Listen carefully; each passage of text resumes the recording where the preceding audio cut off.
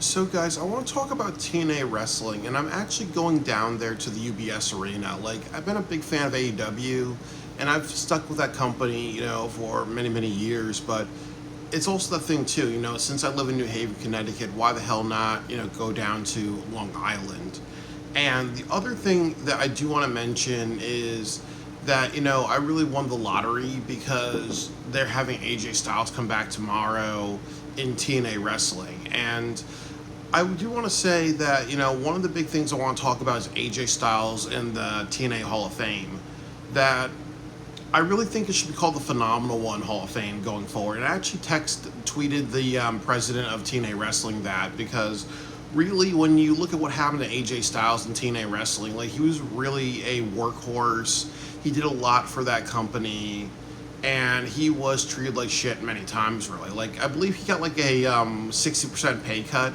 Like they were like, so if you made $100,000 a year, he'd be getting like 40,000, and it was per appearance, meaning that if they said something like, "Why don't you take the TNA championship and you wrestled other companies?" Because that's what he was doing. They were ripping off the CM Punk, leaving the company with the championship storyline. So if he was, in TNA for like half a year, that becomes like $20,000.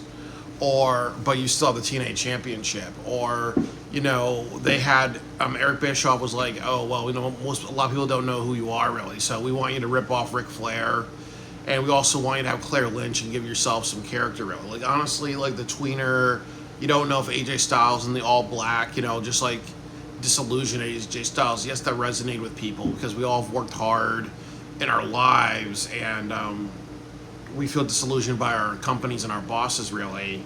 That worked really, but for a long time it was almost like, he was the champion. They gave it to Rob Van Dam. They had him like kind of lost on the roster really for a couple of years, and they kind of had him, just try to be, Ric Flair too really for a while really. So, he's definitely dealt with a lot of crap really. And like even look at what happened with him and Jeff Hardy, that when Jeff Hardy got drunk and all messed up really, they never had a storyline with that, because AJ Styles and him could have had a storyline about trying to teach him like, respect and whatever. But they had that thing too where AJ Styles gave that really great promo of him saying, Jeff Hardy's unsafe around him because AJ wants to kick his ass for what he did. And then AJ Styles was like, you know what, the reason why the company have a bad name is because of people like you. And he was also insinuating, okay, well, you hear these ex-WWE people getting all these chances, really, and then you have Jeff Hardy getting drunk, and all messed up, appearing on the main event of a show, really making the company look bad. That's one of the reasons why they're not doing well financially, because they hurt the reputation with the audience, and I believe they had to do a refund, really. So that was a great promo, but like again, they don't follow that up really. But it was a good promo because it was really talking about what a lot of people were saying with TNA. It was really like these WWE people coming in and doing what they wanted and getting paid more and getting a lot more chances and opportunities, and then people like AJ Styles got put in the back burner really. So with all that said really, and there's so many different stories, like AJ Styles was one of those company men really, and I really think that there needs to be like kind of like a recognition of that. I would have liked him to come back like next year, because then TNA would have been 25 years. I think they're 24 years this year, but he should be in the Hall of Fame this year. It would be a middle finger for him to come back and not have that, unless, he doesn't want that, unless he wants to do that when he gets retired.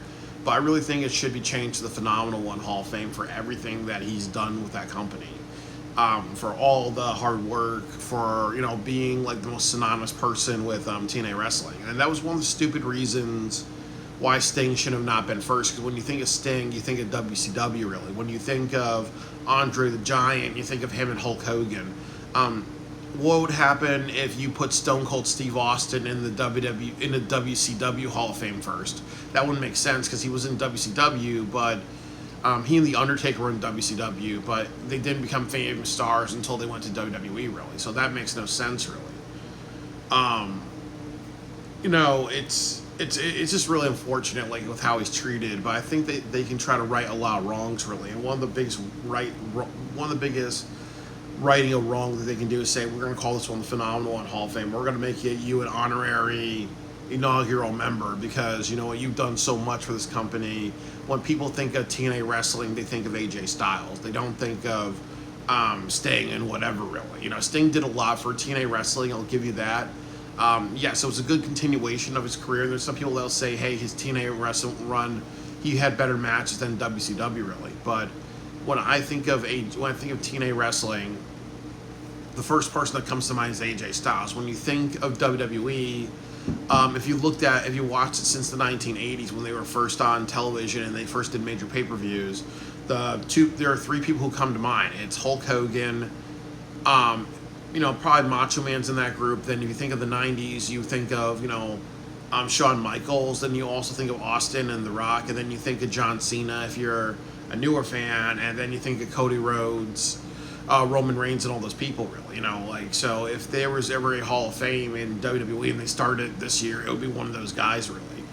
If AEW had a Hall of Fame, you would not think of Dustin Rhodes, or you would put in like maybe MJF first if you wanted to make it legit. You put in MJF or somebody like that, really. But and also with ECW, you would not put somebody in like Brian Pillman because he was in there briefly. You would put in somebody like maybe like a Rob Van Dam or a Tommy Dreamer or something like that.